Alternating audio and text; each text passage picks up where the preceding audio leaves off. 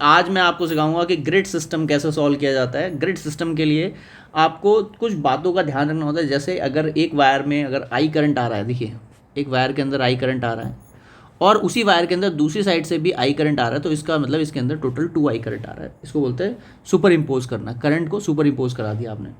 इस कंसेप्ट का इस्तेमाल करेंगे और बड़े आसानी से ग्रिड सिस्टम को टैकल करना सीखेंगे। तो सबसे पहले मेरे पास जो सिस्टम है उसमें ये क्वेश्चन है आपके सामने, ठीक है। फर्स्ट क्वेश्चन जो है आपका यही है। इसके अंदर मैंने इसको 3 अलग अलग डायग्राम में कन्वर्ट कर लिया है, मतलब कि ये एक ही क्वेश्चन है और मैंने 3 अलग अलग इसलिए लिए हैं ताकि आपको आसानी से समझ में आ सके। तो पहले वाले के अंदर हमने इसमें आई करंट ट्रैवल कराया। अब ये आई करंट 4 पार्ट में जाएगा और क्योंकि सबका रेजिस्टेंस सेम है तो सब में सेम करंट जाएगा। तो मैं कह सकता हूँ कि एक में I/4 करंट जाएगा।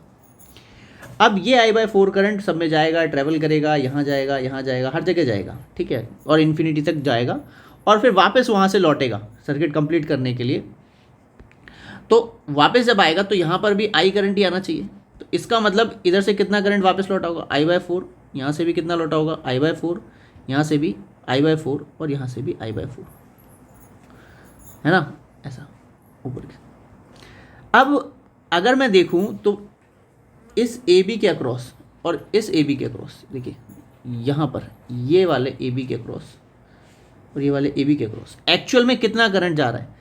तो I/4 प्लस I/4 मतलब 2I/4, मतलब मैं कह सकता हूँ I/2। तो इसका मतलब इसके अंदर से जो करंट जा रहा है दैट इज़ I/2। यहाँ R रेजिस्टेंस है और I/2 करंट फ्लो करके चला गया। अब हमें क्या करना है? अब हमें सिंपली ओम्स लॉ लिखना है। V is to IR, V is to IR। अब I और R क्या? R इक्विवेलेंट है ना, जो कि AB के अक्रॉस बनने वाला है। AB के अक्रॉस पोटेंशियल कितना है? तो R इंटू में I/2 जो करंट है। तो यहाँ से I से I कैंसिल हो जाएगा, R इक्विवेलेंट आ जाएगा R/2। बात समझ में आई? तो इतना आसान था ग्रिड सिस्टम से करंट निकालना।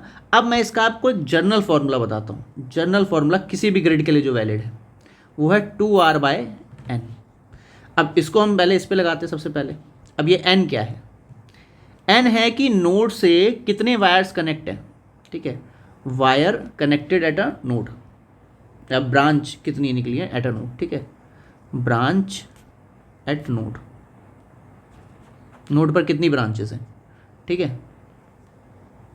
तो यहाँ कितनी ब्रांचेस है कैलकुलेट करते हैं। तो देखो 1 2 3 4 ब्रांचेस हैं। तो वैल्यू पुट कर देते हैं R/2।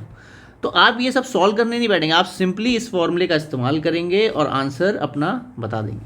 चलिए अब हम इसके बिहाफ पे कुछ और क्वेश्चन करके देखते हैं। मान लीजिए ये ग्रिड आ गई, खतरनाक सी ग्रिड दिख रही है आपको।